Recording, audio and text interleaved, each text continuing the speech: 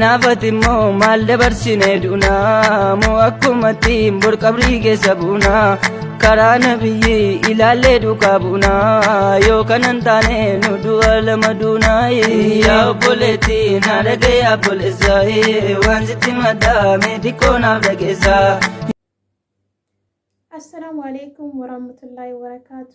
Ashamaa harka fuudhe kabajamtoota jaalatamtoota hordoftoota seenaa miidiyaa. Nagaan koo kan jaalalaaf kabajaa iddoo jirtanitti isinaa ga'u kan dardaraas kan shamaraas kan biyya keessaas kan biyya alaas akkam jirtu nagaa keessanii ana obboleettiin keessan nagaa koodha namoonni hin beekne yoo jiraate ani raamuudha. Egaa har'a mana obboleettii koo baay'een kabaju baay'een jaalladhu seenaa miidiyaatti argama. Obboleettii koo baga gammaddee gammachuun kee gammachuu kenna hundumaati. Baga gammaddeen sin jedha congratulations sin jedha baga gammaddee baga firii dadhabbii keetii argitee baga kiroomii keessaas baatee sin jedha.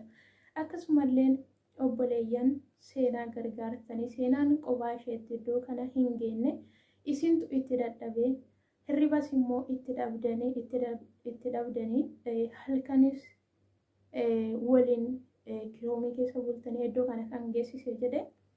Isinidha waan ta'eef baga gammaddan congratulations isiniin jedha isinillee baga gammaddaniin isiniin jedha. Egaa akkuma beekamu seenaan nama jabduu nama cimtuu namuma hundumayyuu bira dhaabbattee nama gargaartu keessaa seenaan ishee tokkodha. Egaa seenaa koo baga gammadde baga iddoo kana geessee sin jedha dhugaa dubbachuuf hedduu siif gammadee jira. Ammalleen immoo inni kun ka'umsa keedha. Sichimmoo waa danootu si eeggataa jabaadhuu jabduu koo ati jabduudha waan ta'eef ammas immoo yeroo gabaabduu keessatti iddoo guddaa geesse akka argulleen shakkiin qabu isinilleen warri hadha gargaartanii bakka kana geessitanii jettan boris immoo gargaartanii borilleen gargaarsa keessan barbaadde waan ta'eef boris bira dhaabbattanii gargaartanii jajjabeessitanii iddoo guddaallee geessistanii akka argulleen shakkii hin qabu. Kanaaf immoo wal bira dhaabbadhaadha wal gargaaraa wal jajjabeessaa. Yoo nuti wal gargaarree wal bira dhaabbannee wal jabeessinee tokkummaadhaan yoo kaane jenne wanti hundumtuuyyuu salphaadha waan ta'eef rabbiin jaalala tokkummaa nuuf haa kennu wal bira dhaabbadhaa wal jajjabeessaa dhugaa dubbachuudhaaf ijoolleen keenya hedduun isaanii wal bira dhaabbatanii wal gargaartanii wal jabeessaa jirtu waan ta'eef obboloota keenya booda keenyaan dhufaa jiranis warra sichi sa'aatii guutaa jiranis bira dhaabbadhaa jajjabeessaniin isiniin jedha. Akkasumallee warroota moonii ta'anii sa'aatii guutanis immoo viidiyoo waliif daawwadhaadha inni amma aadaa nuuf ta'eeru tokko. Yoon immoo ani mana fakkeenyaaf ani mana seenaadhaa yoo hin dhaqne ta'e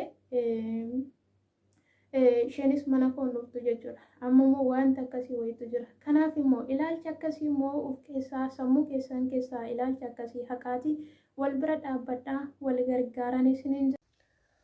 Assalaamu alaikum warahmatullahi wabarakaatu. Ashama harka fuunee jirtu baga jiraattan hundumti keessanuu. Egaa baga rabbiin subhaanahu wa ta'ala dandeettii isaatii waraan isin gaate guyyaa addaa eebbaa fi hadiyyaa adda addaa qabannee dhufnee jirra. Baga gammaddanii baga gammannee isiniin jedha hadiyyaa fideefii dhufe kunooti narraa jaallatti ta'ee hin jibbiti ta'ee hin beeku baga gammadde awwalanii seenaa keenya baga gammadde baga ifaajiin kan kee lafatti duraa hin badinii baga rabbiin si gammachiisee gammadii ammasii warra ammas immoo itti hojjetee milkaa'uu rabbi si haa taasisu. Akkuma beekamu ifaajee guddaa keessa dabarfattee dhuftee as geesse ammas immoo fuulduraaf immoo kana caala hojjettee bakka guddaa akka geessu abdii hawwii sirraa qabna.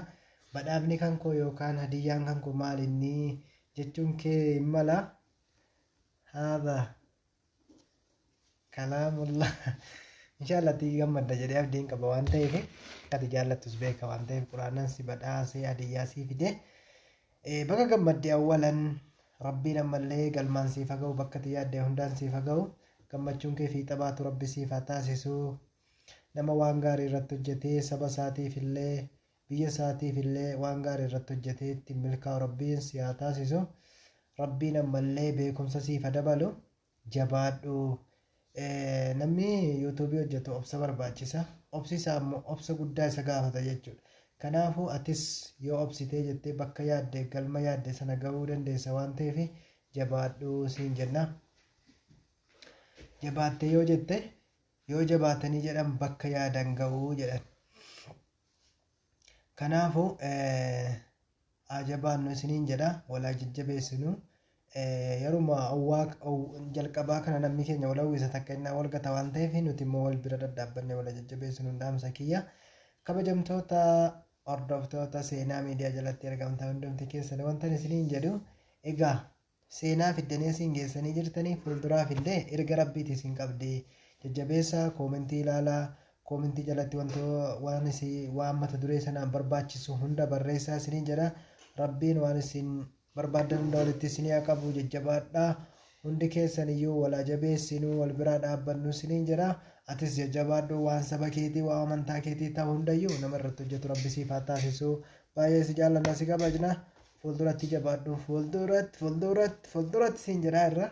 Atis fuulduratti akka jabaattu abdii sirraa qabnaa. Baga gammaddee baga gammannee siin jedha. Jabaadhu waan gaarii irratti hojjedhu siin jechuudhuma addumne galatoomaa ulfaata. Namni sodaa Rabbii waa xiqqoo see qabu takka nama miidhee nama waliin dhabu inni akka namaatti sumaa dhimma hin qabu qalbiin namaa si bira takka.